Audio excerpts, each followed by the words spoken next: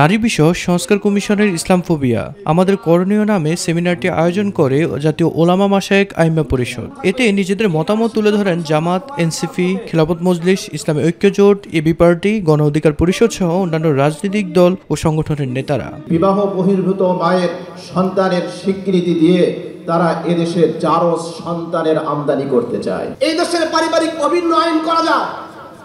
আমরা বলতে চাই তাহলে ঐচ্ছিকভাবে রাষ্ট্রীয়ভাবে এই দেশে ইসলামী শরিয়া আইন বাস্তবায়ন করতে হবে। নারী কমিশনের পিছনে আপনি ঘেটে দেখবেন, আমার মনে হয় এখানে ইন্ডিয়ার রয়ের হাত রয়েছে।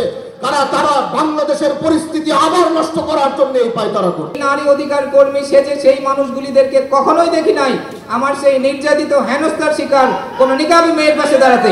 সেই সুবর্ণচরে কোন বিএনপির প্রতীকে ভোট দেওয়ার কারণে গণধর্ষিত সেই নারীর পাশে দাঁড়াতে। এই নষ্ট ভ্রষ্ট নারী সংস্কারের প্রতিবেদনকে ডাস্টবিনে নিক্ষেপ করার জন্য শেষ রক্তবিন্দু পর্যন্ত দিতে বাধ্য থাকবে। বাংলাদেশের জনগণ বাংলাদেশের মাটিতে কোরআন সুন্নাহর সাথে সাংঘর্ষিক কোন নারী নীতিমালা মেনে নেবে না।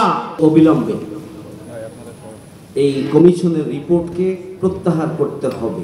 নারী স্কলার যারা রয়েছে এবং আলেম ওলামা যারা রয়েছেন তাদেরকে নিয়ে এদেশের সকল শ্রেণী পেশার সমন্বয়ে, ধর্মমতের সমন্বয়ে একটি নারী কমিশন গঠন করতে হবে।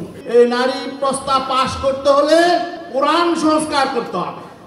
আমরা কি কোরআন সংস্কারের জন্য কাউকে অধিকার দেব না? এটা যতক্ষণ পর্যন্ত বাতিল ঘোষণা অন্তর্বর্তীকালীন সরকার করবে না, ততক্ষণ পর্যন্ত আমরা নীরব হব না, নিস্তব্ধ হব না, আমরা ঘরে ঘুরে যাব না। এটা বাতিল করতেই হবে।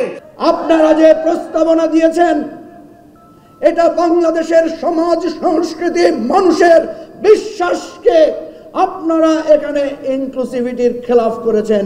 এই নারী বিষয়ক সংস্কার কমিশনের প্রতিবেদন এতটাই সুস্পষ্ট আমাদের কাছে যে এখানে কোরআন সুন্নাহ বিরোধী অন্তত 30 থেকে 32টা ধারা আছে। আপনাদের প্রশাসন অনেক হচ্ছে, এমনকি শোনা যায় স্যার আর 5 বছর থেকে যান।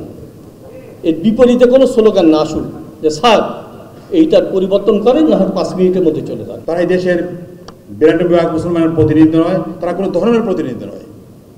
কাজে আমাদেরকে মনে রাখতে হবে এই কমিশনকে আমরা প্রত্যাখ্যান করছি। অনুষ্ঠানের প্রধান অতিথির বক্তব্যে ইসলামী আন্দোলন বাংলাদেশের আমির সৈয়দ রেজাউল করিম বলেন, নারী সংস্কারের নামে ফ্যাসিবাদী অদৃশ্য মহল দেশকে অস্থিতিশীল করার পায়তারা করছে। যারা নাকি এই দেশের শত্রু, ইসলামের শত্রু, মানবতার শত্রু, ওরা বিভিন্ন কায়দায় সুযোগ তালাশ করতেছে। ওরা হয়তোবা এই সুযোগে রাস্তায় নামার জন্য একটা পদক্ষেপ বা হীনচক্র, নীল নকশা তৈরি করতে পারে। পাশে বিভিন্ন যে আমাদের শকুন চক্ষু নিয়ে যারা নজর রাখছে তারা তো বসে নেই। অনুষ্ঠানে খেলাফত মজলিসের আমির মাওলানা মামুনুল হক বলেন, এমন জঘন্য প্রস্তাব হাসিনা সরকারও করার সাহস পায়নি। নারীদেরকে অন্ধকারে রাখিবার জন্য পুরুষগণ এই ধর্মগ্রন্থগুলিকে ঈশ্বরের আদেশপত্র বলিয়া প্রচার করিয়াছে।